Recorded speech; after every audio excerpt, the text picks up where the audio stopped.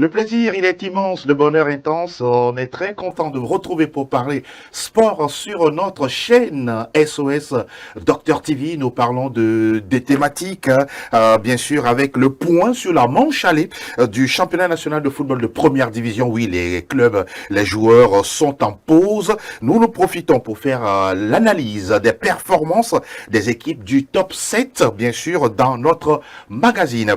Pourquoi nos attaquants peinent à marquer des buts, à être efficaces devant les buts? Problème de formation ou manque cruel d'ambition? Les tentatives de réponse dans l'instant débat, bien sûr, dans votre mag, dans la seconde partie. Voilà, bien sûr, nos sujets du jour. Bienvenue à toutes et à tous. Tout de suite, l'actu nationale. On revient après le jingle.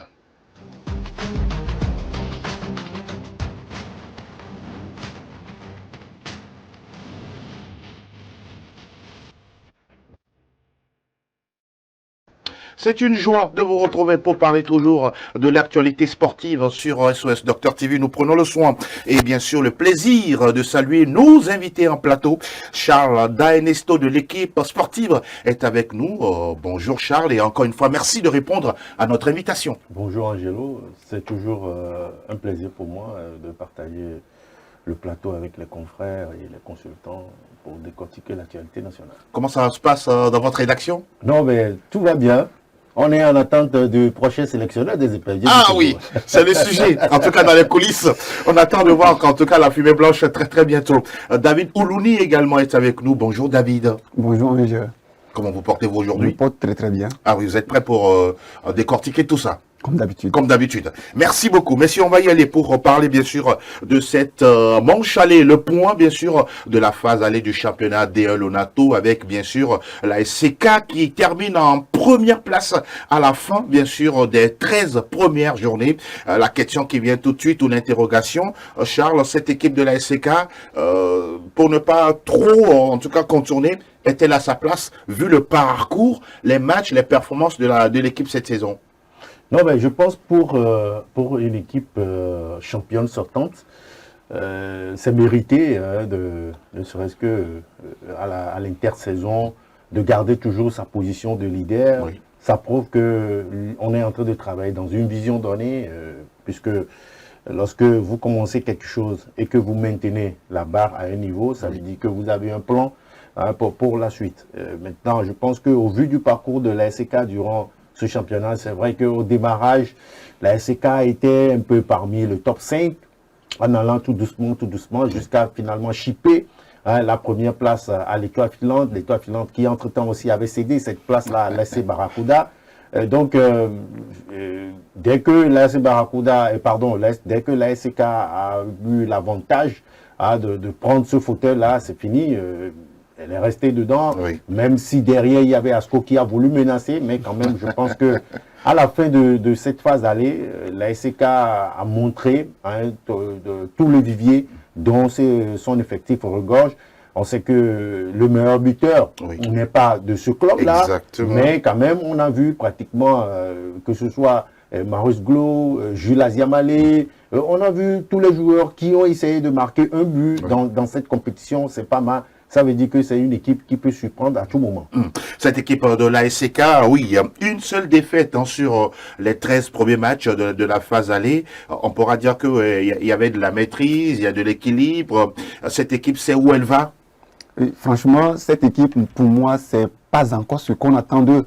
Ils devaient dominer ce championnat de bout en bout. Okay. Et 3 matchs nuls, déjà, c'est trop. Une défaite, bon, je peux l'accepter certes, mais c'est pas encore ça. Vu l'effectif qu'ils en ont, il va falloir vraiment qu'ils mettent le paquet, qu'ils nous donnent plus que ce qu'on a. Ils sont champions, ils étaient sur le continent, ils ont eu beaucoup d'expérience. Donc, il va falloir réellement changer la donne et épater le public et fournir un football plus chatoyant que ce qu'on a vu au premier tour. Ce qui est sûr, on rappelle que la SCK termine la phase allée avec 9 victoires, 3 nuls et 1 défaite. Charles Danesto, la bonne nouvelle également, c'est qu'on a une attaque en tout cas qui va bien, même s'ils ont marqué 20 buts, on a encaissé 6. C'est bon, la moyenne, ou il y avait possibilité de faire mieux? Non, mais c'est vrai qu'il y avait possibilité de faire mieux. Pour moi, je pense que c'est vrai. Ce n'est pas si évident également que lorsque vous êtes leader au classement, que le meilleur buteur soit de votre rang, mais quand même, je pense que au niveau de la SCK, il y a un travail équilibré qui se fait. C'est pourquoi je l'ai dit tantôt que tout le monde peut marquer à l'exception du gardien de but. Ça, c'est même il peut marquer. Oui, mais on a vu des gardiens marqués dans les matchs. Hein. Oui, effectivement. Mais le problème, c'est que quand vous voyez un peu le jeu produit par nos équipes au plan national, c'est plus un jeu très fermé. Et c'est vraiment très difficile de voir un gardien aller monter, prendre le risque. Ça, je vous l'accorde. Pour marquer et si le gardien même sort, l'entraîneur va le chercher de retourner dans le but. Bon, vous voyez, on voit nos défenseurs qui montent également sur les corners. Ben, c'est pas mal. Maintenant, je pense que la SCK, c'est bien vrai. Hein. Moi, je le dis, peut-être avec un autre technicien plus aguerri que ça. Et comme David l'a dit tout à l'heure, ça allait être encore plus meilleur. D'accord. Dans le jeu, le spectacle produit. Le spectacle. Parce que vous avez, quand vous voyez la plupart de nos techniciens locaux, c'est-à-dire qu'ils n'ont pas ce courage-là d'aller faire l'extérieur pour voir un peu ce qui se passe également de l'autre côté. Est-ce qu'ils n'ont pas le courage, il n'y a pas les moyens? Non, mais ce n'est pas qu'il n'y a pas les moyens. Vous savez, on a vu certains joueurs, certains techniciens congolais qui sont allés du côté du Bénin. Du Burkina et tout. Voilà, dans les discussions, ils vous disent que en termes salarial, ce n'est pas une si grande différence avec le Togo, mais quand même, c'est-à-dire que quand vous allez par exemple au Bénin, vous allez croiser des joueurs nigérians, vous allez croiser des joueurs nigériens, vous allez croiser des joueurs togolais. Donc, c'est-à-dire que la façon de jouer aussi, ça permet à l'entraîneur de changer sa manière de travailler. Tout à fait. Maintenant, quand vous êtes juste au plan national, vous changez de club chaque 2 ans, chaque 3 ans, c'est-à-dire que finalement, à un moment donné, vous allez connaître tous les joueurs du championnat.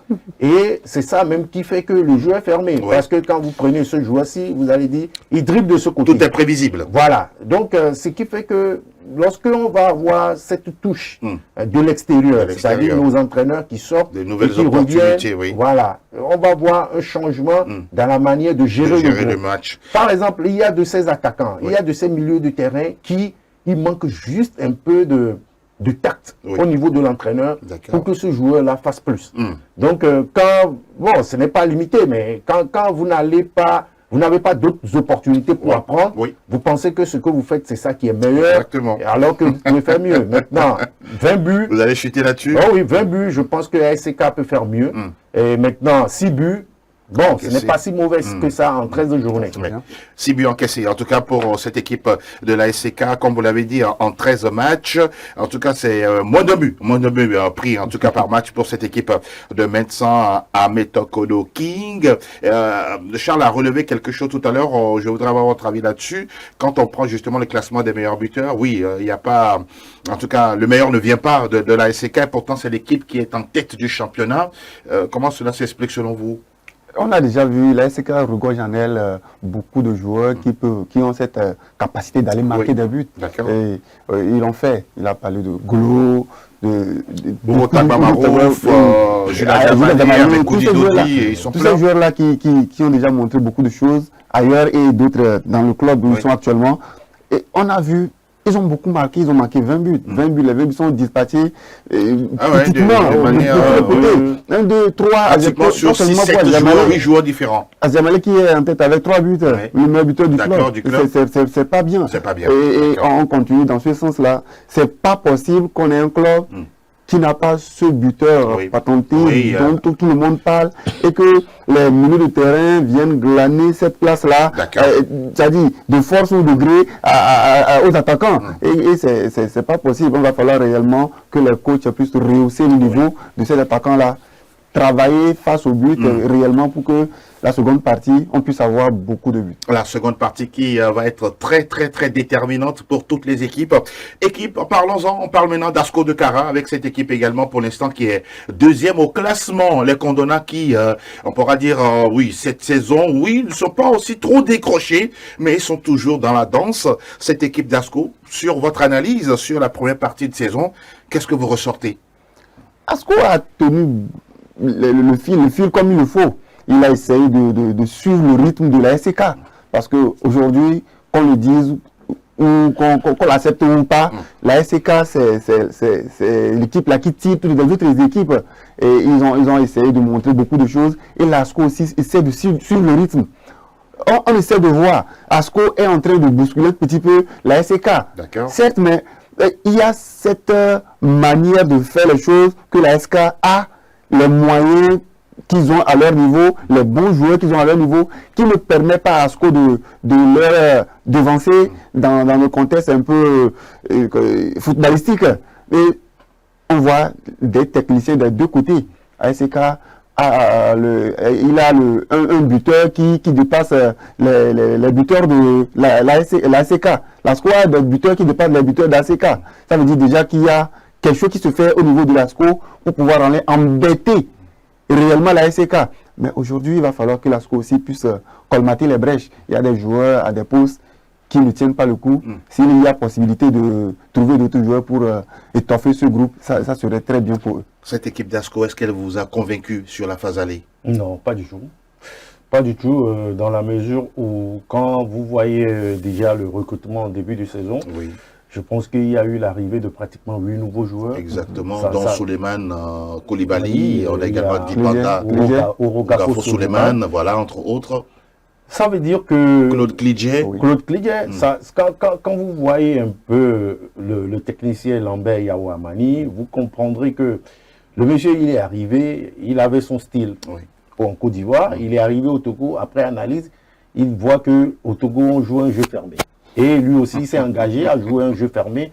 Quand vous voyez un peu le match d'Asco de Kara, ce ne sont pas des matchs séduisants. Exactement. Mais vous voyez, sur des occasions, Asco arrive à faire des différences, à faire la différence. C'est pourquoi, depuis le début de la saison, vous n'allez pas voir Asco marquer 3 ou 4 buts. C'est rare, c'est très rare. Non, je ne pense même pas que cette saison... Non, mais ils n'ont même pas marqué 4 buts cette saison. Oui, c'est... À part la SK qui a gagné 4-1 chez Semassi. Oui, ça c'est un peu la gangrène de notre football. Et vous, comment dit-on, vous restez sur votre soif, c'est ça? Oui, mais je pense qu'avec l'effectif d'Asco, quand vous voyez Orogafo Souleymane, il y a de cela 2 saisons, il faisait partie des meilleurs joueurs du championnat. Mais bon, on l'a pris, mais du côté de l'ASK, il n'a pas pu s'imposer pour l'instant. Est-ce que peut-être il ne convainc pas Lambert Lamani de le faire titulariser tout le temps? Oui, mais au fait, l'entraîneur a vu quelque chose en lui en faisant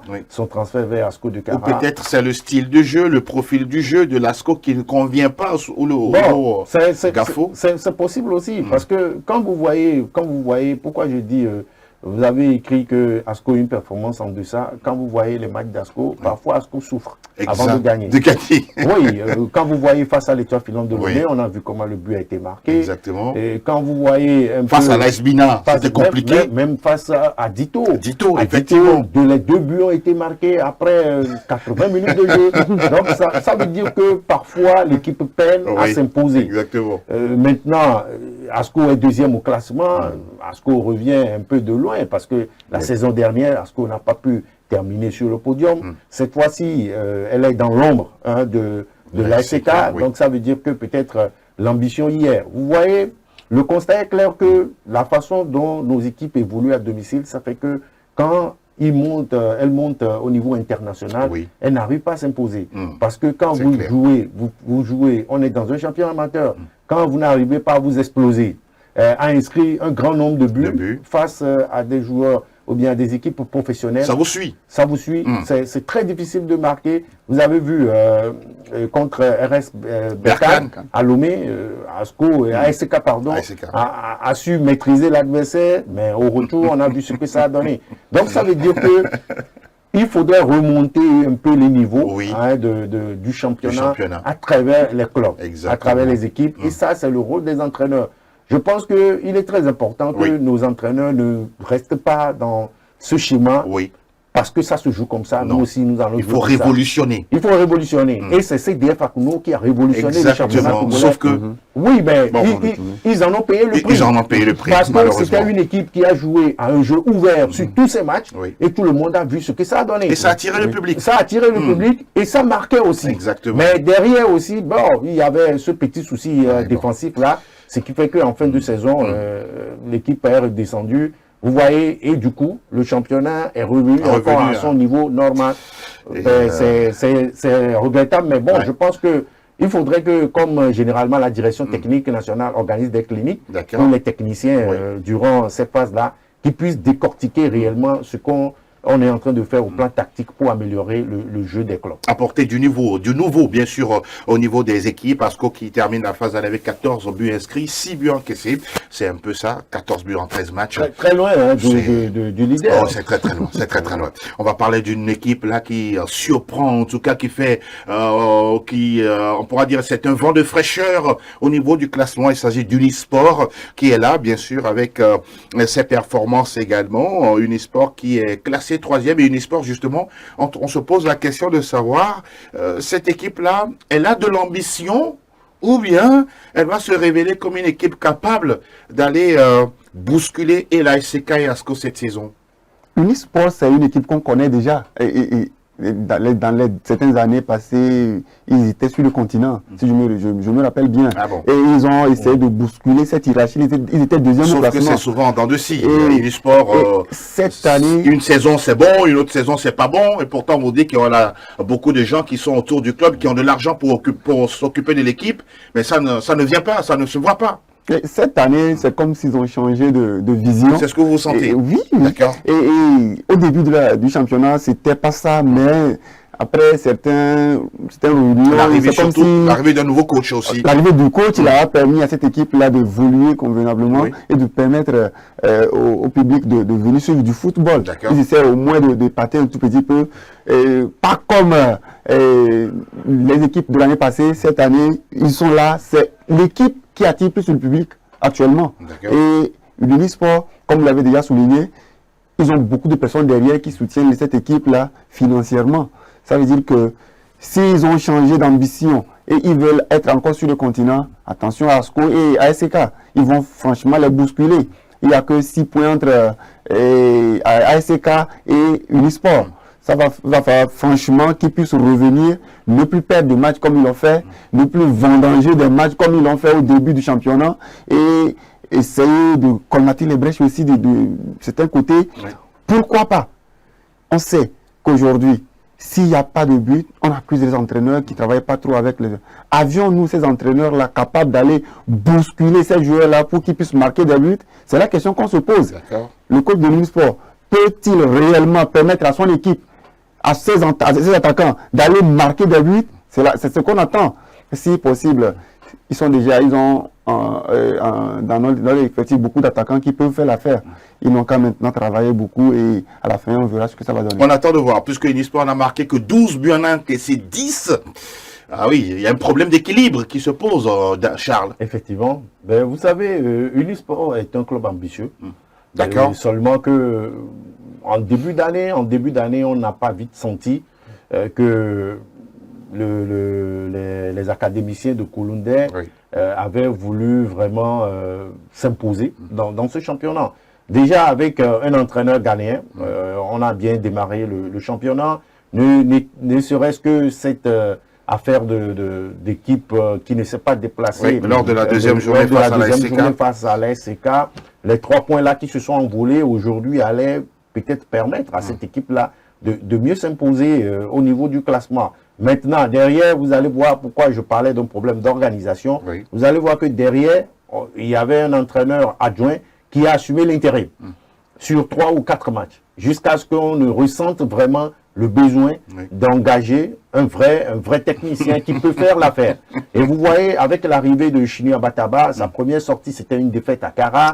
Et puis par après, je pense que, bon, c'était normal, il était arrivé en milieu de semaine, donc c'était un peu difficile de prendre les choses en main très rapidement.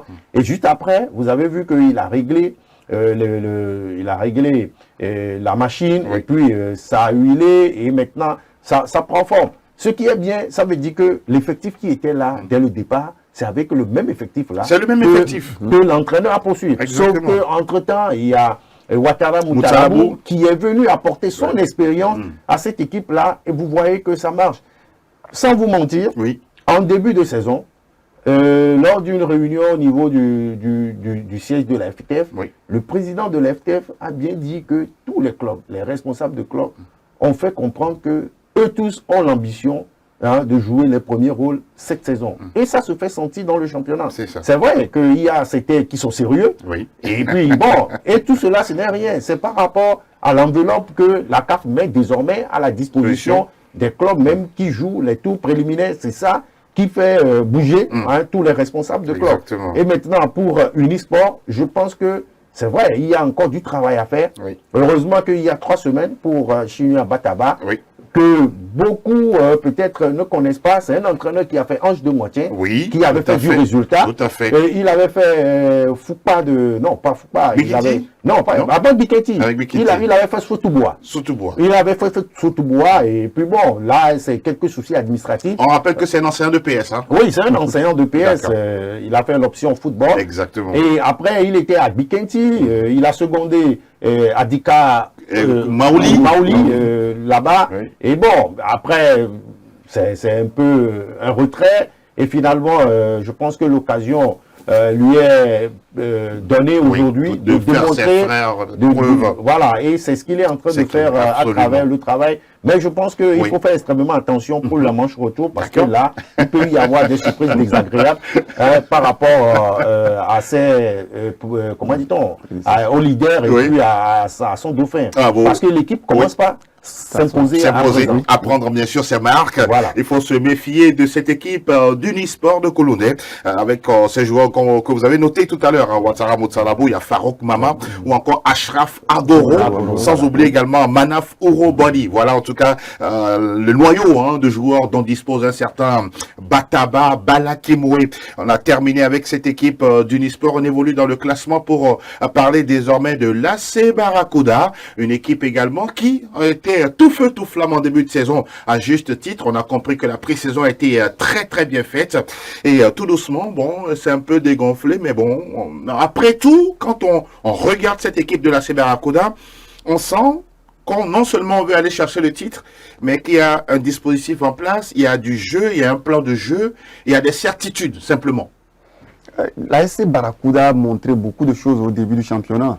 On pensait qu'ils allaient garder le rythme et épater le public. C'est la seule équipe à avoir 4 victoires de suite en championnat. Malheureusement, les coéquipiers de Wakilou Pepassi Sama, qui attire ses coéquipiers, avec 4 buts. Et à la fin, à un moment donné, on a senti c'était du fatigue, c'était quoi, il y avait un souci. Et ils ont relâché un petit peu avec des matchs qu'ils ont perdus contre cœur. Et on a vu beaucoup de choses qui se sont passées. Barracuda voulait réellement impressionner tout le monde. Mais comme on a un championnat fermé, hermétiquement fermé, je dirais bien, à double tour, les défenses sont... Qui garde la clé? Il n'y a pas son technicien. Il n'y a pas un jeu où on pouvait marquer assez de buts. Ça veut dire que s'il n'y a pas cette précision, cette abnégation, cette volonté d'aller bousculer l'adversaire et marquer des buts, vous n'avez pas le but là. Parce qu'il y a des défenses qui ne bougent même pas. Et c'est exactement ce qu'on a vu. Le Barracuda au début avait eu cette chance-là de raconter des équipes qui laissaient jouer un tout petit peu. Après, tout est devenu hermétiquement fermé et ils ont eu des difficultés. Ils ont des attaquants qui n'étaient pas trop durs sur l'homme. Ça veut dire qu'ils n'arrivaient plus à trouver les failles pour pouvoir marquer des buts. Ce qui a fait qu'ils se sont retardés. Certes, ils disent chez eux que le sport, le football, c'est un jeu de 11 contre 11. À la fin, c'est Barracuda qui gagne. Mais on les a vu perdre des matchs. Ils ont eu des défaites cette saison. Désolé pour eux. Voilà. On voit que avec la ligne où vont les choses, ils sont ambitieux. Ils veulent aussi aller sur le continent. D'accord. J'ai essayé de discuter avec leur chargé de communication, monsieur, comment on l'appelle déjà, Stéphane Tigossou, que je salue au passage.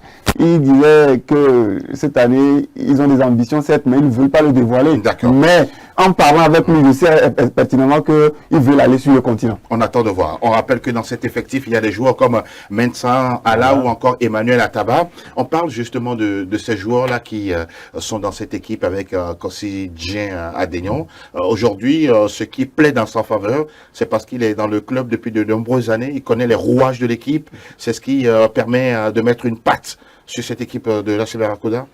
Oui, c'est bien vrai que Kossi Adenion est dans l'effectif, dans le staff technique du club depuis plus d'une quinzaine d'années. c'est déjà un atout. D'accord. Mais je peux vous dire que lui aussi fait partie de ces techniciens qui, en réalité, n'apportent pas un plus aux joueurs.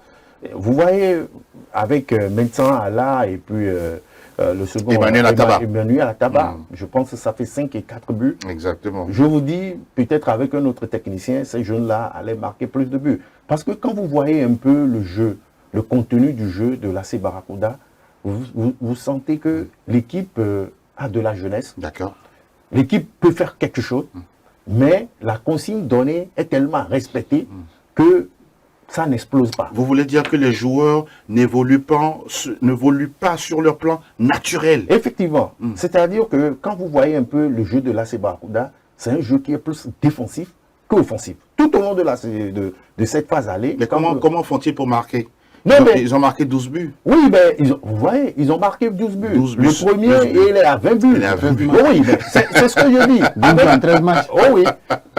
C'est-à-dire que ça veut dire ça fait au moins un but par match. Au moins un but par match. Moins d'un but par match. Moins de buts par match. Ça fait moins de buts par match. Et vous allez faire le constat que AC Barracuda met juste la pression pour l'adversaire. Oui.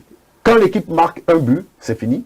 On met en place On conserve. un système défensif où il est vraiment très difficile d'égaliser. Égaliser, oui, je vois. Et c'est pourquoi je vous dis, ça ne permet pas aux joueurs d'évoluer de façon naturellement. Voilà. Parce que si vous ne fermez pas le jeu, ça va permettre aux joueurs d'exploser, d'aller encore titiller. Moi, je dis, quand vous voyez un peu, vous faites un peu le tour de toutes les équipes, moi, je dis, c'est l'AC Barracuda où les consignes sont vraiment respectées.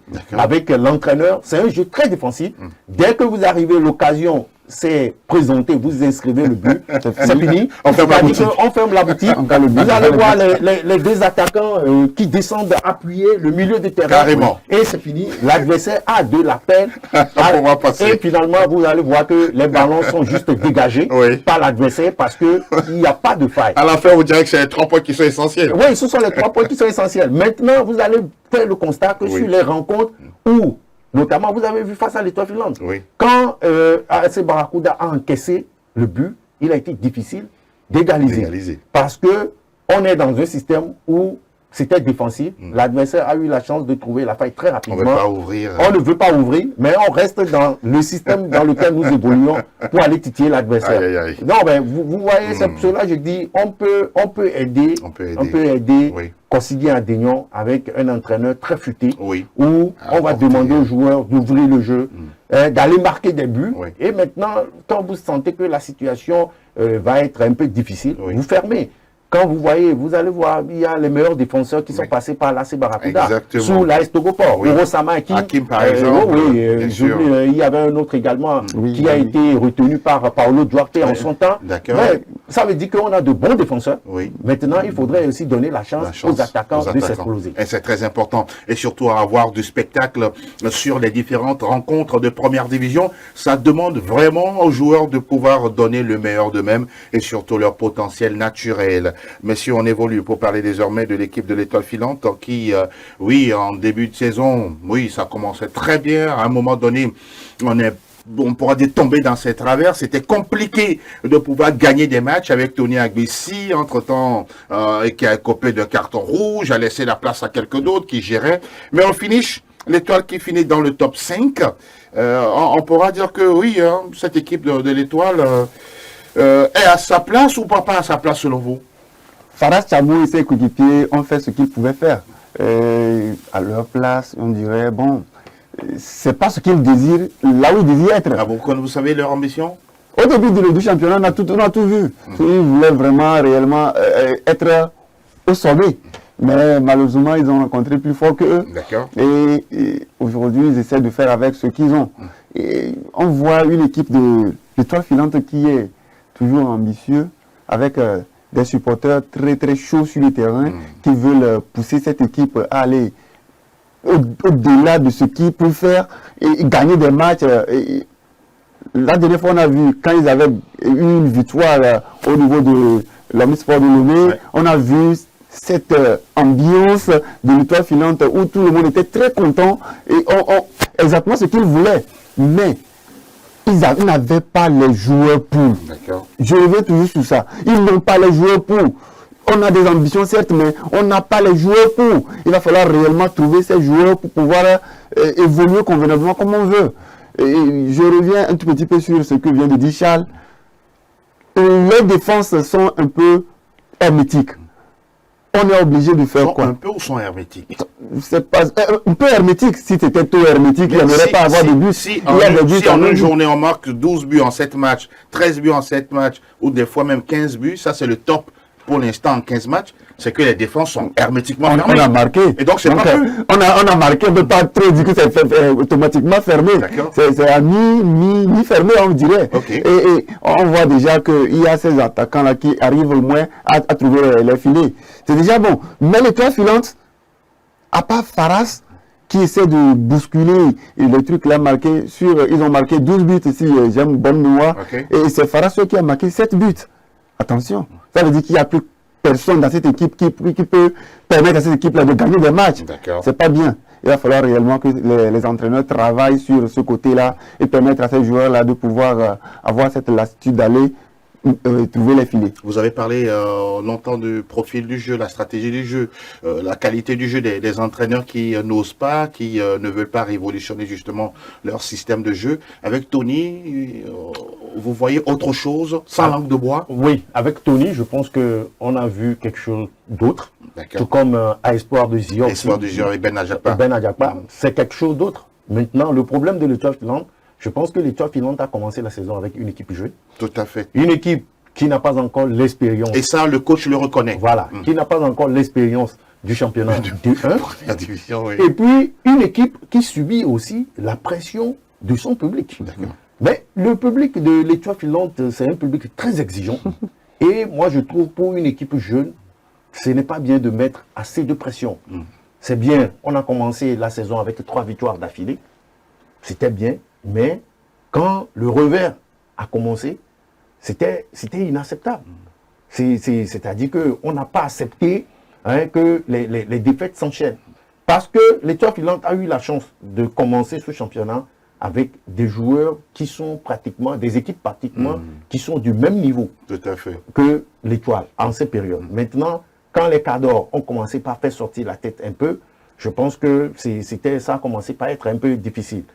Ben, j'aimerais demander, surtout au public, de l'étoile filante, parce que ça fait déjà 2 saisons, on met tellement de pression sur les joueurs pour qu'ils fassent mieux. Mais quand même, je pense que pour une nouvelle saison, avec un nouvel entraîneur et un nouvel effectif, je pense qu'il faut au moins donner la chance à l'équipe d'évoluer au moins pendant une saison. Avant d'être exigeant. Et voilà, justement, je veux parler de l'exigence. Il ne faut pas tout de suite demander à l'équipe d'être première ou deuxième. Voilà. Et parce qu'à un moment donné, Tony Agbessi, on reviendra sur son interview d'ici lundi, a parlé justement de lui donner... il a signé pour 3 ans, donc pour lui, il y avait un projet clair et fixe. Voilà. Un entraîneur qui signe pour 3 ans, ça veut dire que c'est un entraîneur qui a un projet avant de prendre l'équipe. C'est pourquoi je dis, quand vous allez voir l'équipe de l'étoile filante par rapport à celle de l'année dernière, vous allez voir que c'était des joueurs qui appartenaient à l'étoile filante, mais qui étaient moins utilisés. D'accord. Et c'est avec ces jeunes-là que lui, il est en train de monter son équipe première pour ce championnat. Maintenant, pour des jeunes qui n'ont pas encore assez évolué à un tel niveau, je pense qu'il y a des situations atténuantes à leur donner pour qu'ils puissent également s'imprégner de la réalité du jeu. Mais je pense que, de façon globale, l'étoile filante 5e, je pense que l'étoile filante a osé. N'est-ce pas? Et c'est bien. Et c'est bien. En tout cas, Tony Agbessi est un entraîneur que l'on connaît très bien. On aura l'occasion de revenir, bien sûr, sur les perspectives de l'étoile à la saison 2, sinon lors de la prochaine phase, bien sûr, pour avoir beaucoup plus de précision. Une autre équipe pour terminer, pour boucler, bien sûr, l'analyse sur les top 7, le top 7 de cette phase allée. Il s'agit de Bolwesu avec Bonfoy Miao qui, on a l'impression, ça revient un peu à ce que vous aviez dit tout à l'heure, Charles, le même effectif, l'entraîneur qui arrive avec et voilà ses idées, et tout de suite, voilà, match nul face à la SCK, le match qui suit, c'est une victoire à la maison devant le Dynamique togolais. On pourra dire à ce niveau, oui, question de renaissance, cette équipe-là va remonter la tête lors de la phase retour.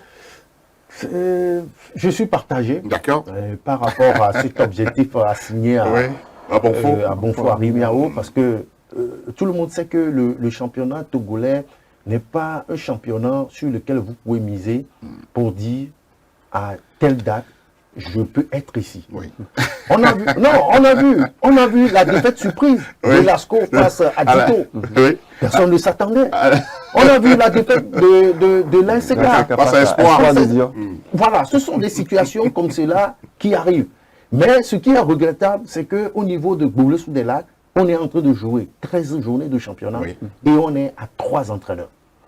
Ça, ce n'est pas bien. Ça, c'est lamentable. C'est lamentable. Maintenant, avec Bonfoy Miao, à sa prise de parole, il dit que, heureusement, Ikorin Maurice Nchoudien, qui était son prédécesseur, ils évoluent dans le même système de jeu, ce qui veut dire qu'avec Maurice, il y avait un travail qui avait commencé, donc il n'y aura pas la rupture, ça va continuer. Ça, c'est une bonne nouvelle. Ça, c'est une bonne nouvelle. Maintenant, Jean-Luc Douot, le franco-béninois, lui aussi, il est passé, il fait 4 journées.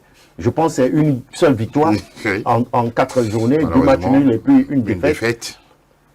Bonfoy Yao, tout le monde a vu ce qu'il a fait à l'AS Bina. Il est passé par Dito également. Il est passé par Dito. Au niveau de l'AS Bina, tout le monde sait que c'est peut-être l'ambition qui manque. D'accord. L'ambition d'aller titiller le haut du classement. Mais il avait un effectif qui jouait bien. D'accord. Et ça ne marquait pas. Parce que quelque part, en dehors de Bassitou Madougou, il n'y avait plus ce buteur pancaté là pour l'équipe. Maintenant, il arrive au niveau de Boulay-sous, où je peux dire qu'il a pratiquement des joueurs qui peuvent faire l'affaire.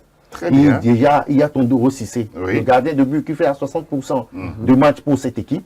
Il y a Wok Sama Hakim, qui est là en défense maintenant, et qui va apporter son expérience. Il y a en milieu de terrain un joueur dont le nom m'échappe, qui apporte beaucoup à cette équipe. Moi, je me dis, avec ces 3 semaines, Bonfoy Miao a la chance de mettre toute sa touche à cette équipe. Maintenant, dès la phase de retour, les 3 premiers matchs, nous dirons réellement s'il pourra atteindre cet objectif, intégrer le top 2. Excellent. On parlait tout à l'heure de pression de l'étoile filante. Entre-temps, cette équipe de Boulay également subit une forme de pression de la part de ses supporters, selon vous? Avant de commencer, je vais revenir un petit peu sur cette histoire de pression des supporters. D'accord. Les supporters togolais doivent comprendre que nous sommes dans un championnat amateur. Et on n'a pas les joueurs professionnels réels pour pouvoir donner des résultats concrets au club. Maintenant, il va falloir réellement laisser les joueurs développer leur jeu, jouer. D'abord, les permettre de jouer tranquillement, sans pression. Et leur contribution en tant que supporter aussi, c'est juste l'achat du ticket. Ça ne cotise pas pour le club. Ça, c'est un autre cas de figure. Allez-y. Le Boulay aussi, c'est un cas où ils ont eu la pression du public, et la pression, surtout les entraîneurs, ils n'ont pas le temps de travailler convenablement. Le public toujours derrière. On est même des menaces. Si tu ne gagnes pas, on te renvoie. Si tu ne gagnes pas, on te tape. Des trucs comme ça, ça ne permet pas aux entraîneurs de s'exprimer convenablement. Il faut les cesser, c'est ça? Il faut cesser. On a déjà dit, on a déjà souligné. On n'a pas de buteur. Les entraîneurs ferment le jeu. Ils ne veulent pas qu'on les crie dessus, ils ne veulent pas qu'on les agresse, ils ne veulent pas qu'on les renvoie. Donc, le mieux, c'est de jouer, faire un match nul et avoir un point que de perdre le match. Ça veut dire que, surtout Boulay-sous, au début du championnat, ils ont essayé de jouer un petit peu, mais à un moment donné, boutique fermée. Il n'y a plus de trucs là, il n'y a que des fêtes. Quand ils veulent fermer, l'équipe, on dirait qu'ils étaient fatigués. Les joueurs qui traînaient sur le terrain, on dirait qu'ils ne veulent pas jouer. On n'oublie pas également qu'il y avait un effectif qui avait disputé les phases préliminaires de la Coupe Interclub. Et puis derrière, on a changé carrément le même effectif. C'est ça le problème aussi chez nous. Comme on est sur le continent, on a fait appel à d'autres joueurs. Maintenant, comme on est éliminé, on renvoie tous ces joueurs-là pour pouvoir faire avec d'autres. Le management n'était pas du tout professionnel. C'est exactement ce qui est à interdire dans des équipes comme Boulay-sous et autres. On a tendance à toujours vouloir prendre des joueurs pour des compétitions et d'autres joueurs pour le championnat. Et c'était pas bien du tout. D'accord. On rappelle que cette équipe de Boulay-sous est attendue lors de la phase retour de cette compétition qui est le championnat national de football de première division. On va regarder le graphique, bien sûr, le classement de la Fédération togolaise de football pour avoir beaucoup plus de précision. Pour rappeler que lors de la phase aller, bien sûr, la SCK Fini première avec 30 points, 28 unités pour ASCO. Unisport suit à la troisième place, suivi bien sûr de l'AC Barracuda. Même en nombre de points, on rappelle bien sûr qu'en matière de goal d'average dans la confrontation directe, pardon. L'Unisport avait déjà battu la Barracuda lors de cette première phase. L'Étoile filante accroche la 5e position. La 6e est pour Golwe-Sous des Lacs, 17 points puis 16 unités pour l'équipe du Dynamique togolais. Voilà pour bien sûr ce qu'on peut retenir sur ce top 7. Et pour justement continuer notre mag, on vous retrouve dans quelques petites secondes pour parler bien sûr du débat pour la question pourquoi les attaquants peinent à être efficaces devant les buts, problème de formation ou bien manque d'ambition. On en parle dans quelques instants.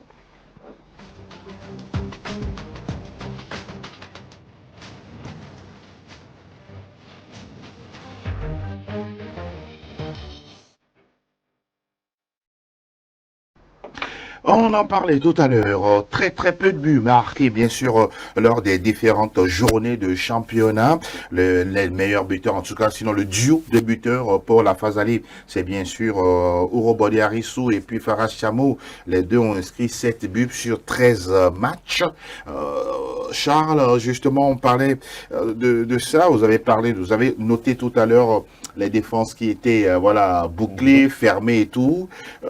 Est-ce qu'il y a un problème de formation au-delà de ça, ou bien nos joueurs manquent d'ambition? C'est le projet du jeu des entraîneurs. Qu'est-ce qui justement explique pour vous cette pauvreté des buts de la part de nos attaquants dans le championnat? Je pense que, a priori, c'est d'abord un problème de formation. D'accord. Parce que quand vous voyez un peu les saisons antérieures, le meilleur buteur du championnat n'est pas arrivé à 20 buts. Mais non, pas du tout. En 14 jours. Non, en 26 journées. Voilà, le championnat. C'est vraiment trop maigre. Maintenant, ceux qui ont eu la chance de partir de ce championnat pour l'extérieur, il faut voir ce qui se fait. Ils n'arrivent pas à s'imposer. Vous voulez parler, mais dans un passé lointain, il y a eu quand même là-bas Kodio Fodo, il y a eu Plaka Fessou. Il y avait eu Uro Agoro Ismaël. Je pense que Justin Yéré. Oui, non, je veux parler des tout derniers. Agoro Ismaël a été le dernier meilleur buteur du championnat, c'est vrai, à avoir franchi le palier. D'accord. Pour s'imposer à l'extérieur. Très bien. Bien après lui, vous allez voir Justin Yéré, il est parti en 2e division marocaine. Oui. Il n'a pas pu s'imposer. D'accord. On a vu l'autre de la SOTR, Bruno Avotor. La saison dernière, il a fait de son mieux. 7 journées, je pense qu'il est à 17 journées de championnat avec un seul but. Ce qui veut dire que ça prouve, quand vous faites une rétrospective, ça prouve qu'il y a un problème de formation pour nos attaquants. À la base. De deux, je parlais de nos techniciens tout à l'heure qui ferment le jeu. Vous avez vu, Jules Aziamale, il s'est dévoilé dans ce championnat, je pense pour sa première saison en D1. Du fait que son équipe est une équipe explosive qui ouvre le jeu, tout le monde a vu ce que ça a donné. Exactement. Thibaut Klidier. Oui. Ancien d'Espoir FC du Zion. D'Espoir FC du Zion. Non, je veux parler de son petit frère. Ah, Claude. D'accord. On a vu. Oui. C'est des Fakno, exactement. Et je veux parler du jeune là aussi, Coco Aziadouvo. Oui. Vous voyez, quand c'est bon, c'est à dire que ça se fait voir aussitôt. Oui. Maintenant, il ne faudrait pas que nos entraîneurs ferment le jeu. Parce que j'ai donné les cas tout à l'heure de... Allah. Oui, Messa Emmanuel Ataba. Oui. Je vous dis, peut-être ces joueurs seront à l'étoile finale, qui peut-être ils allaient marquer plus que ça. D'accord. Parce que ils allaient peut-être être à Espoir FC de Zion, ils allaient marquer plus que ça. Parce que ce sont deux techniciens qui, au-delà du jeu qui est un peu fermé, qui prennent l'audace parfois d'ouvrir le jeu. Et quand vous ouvrez, l'attaquant se sent à l'aise. Et il s'exprime librement. Pourquoi je donne l'exemple de FC Espoir.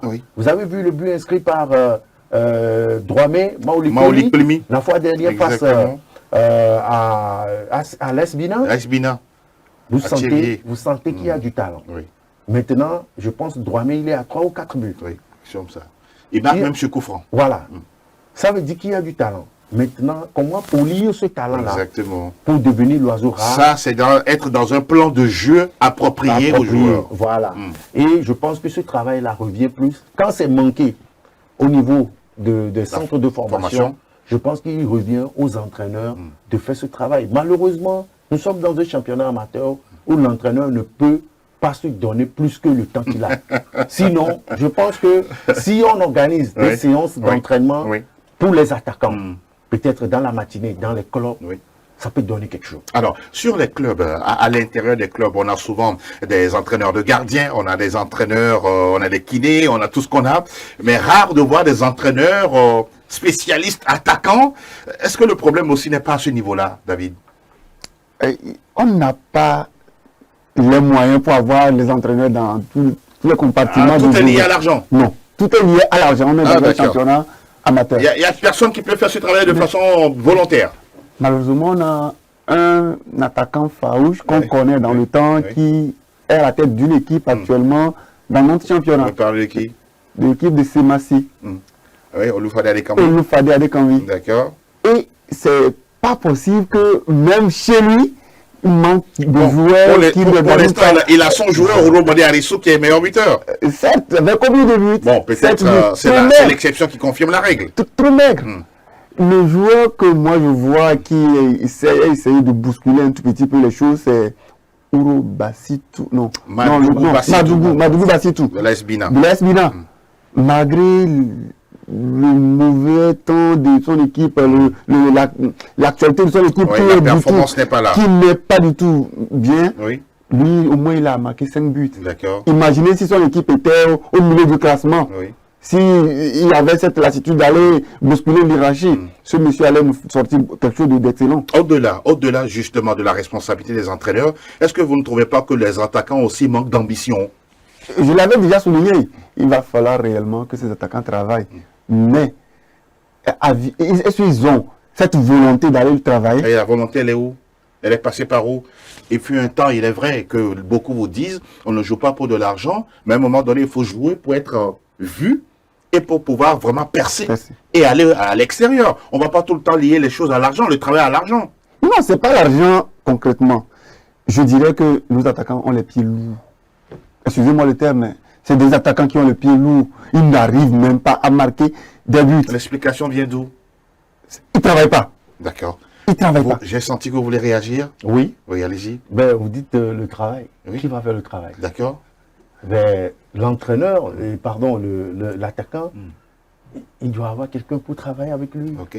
Quelqu'un pour le forger. Vous avez vu autant de TPJ, paix à son âme, au niveau de l'Étoile filante, on n'avait que les meilleurs gardiens à l'Étoile filante. Tout à fait. Parce qu'il y avait quelqu'un de disponible pour faire le travail. Et aussi quelqu'un, des gardiens qui écoutaient et qui voulaient mettre en place. Voilà. Comment vous comprenez par exemple quand on demande à un joueur de travailler les jours off, d'aller à la plage, d'aller à la salle de musculation, mais il passe son temps sur le téléphone, il passe son temps à courir les filles dans le quartier, il passe son temps à faire ci, à faire ça. Comment est-ce qu'il peut être productif si le joueur lui-même ne veut pas être ambitieux, ne veut pas travailler?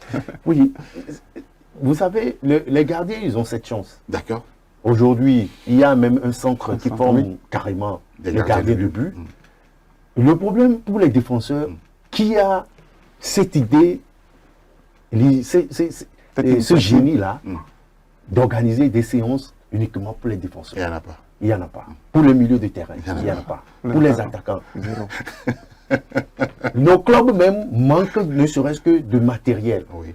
C'est vrai que dans les championnats professionnels, on voit des joueurs où on voit on appelle ça des mannequins. Oui, exactement. Des mannequins qui sont placés. Exactement. Qui permettent aux attaquants de jouer les coups francs. Exactement.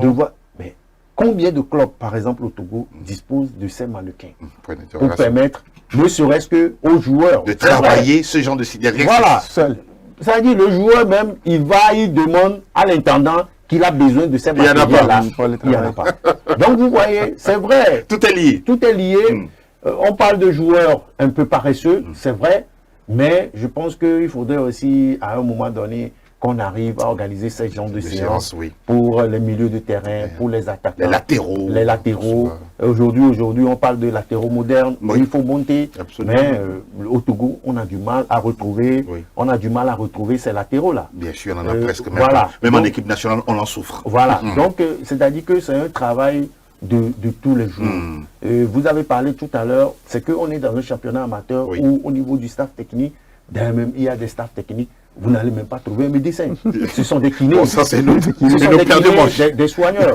Donc ne demandez pas à avoir peut-être un entraîneur pour les défenseurs et un entraîneur mais à cette allure, pour les attaquants. À cette allure, on aura tellement de mal à avoir des attaquants racés en équipe nationale comme on en a eu dans le passé comme Kossino Soudje ou Emmanuel Adebayor ou Lufade Adekami, Koubadia Kader. Ce sera compliqué vraiment si on ne change pas de mentalité parce que là, franchement parlant, on se demande à la fin du championnat, est-ce qu'on aura un buteur à 20 réalisations ou à 21 voire 25 réalisations? Non, la question reste posée. Vous voulez réagir rapidement pour un dernier tour et puis on va boucler la boucle? Non, on ne pourra pas avoir des attaquants avec ce genre ce nombre de buts. Non, c'est pas possible parce qu'aujourd'hui, nos attaquants n'ont pas, excusez-moi le terme, n'ont pas le niveau pour arriver à ce nombre de buts comme l'avaient fait les attaquants dans le passé.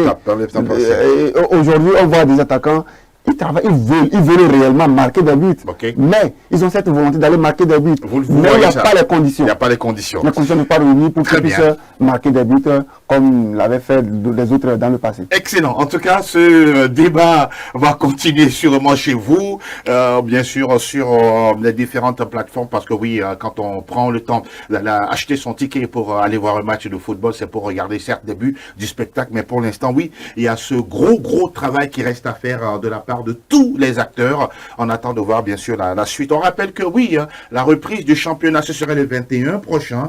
Donc on aura le temps de revenir encore lundi sur le bilan de la phase aller avec d'autres aspects qui vont nous intéresser bien sûr dans nos analyses et commentaires. David, merci encore une fois d'être passé. Merci à vous et merci aux téléspectateurs. Et mon cher Charles, encore une fois, mille gratitude à vous. Merci beaucoup pour l'invitation. C'était un plaisir de partager en tout cas ce plateau avec vous, avec bien sûr vos analyses bien riches et diversifiées. On prend le temps de remercier également toute l'équipe technique qui reste toujours derrière la réalisation de ce numéro. J'ai nommé Patrick, Fernand, Sylvain et tous les autres, sans oublier également Isaïe, bien sûr. Bien sûr, merci pour tout et on se dit à très bientôt. On vous souhaite tout le meilleur pour ce week-end. À très bientôt. Bonne santé à tous. Bye bye.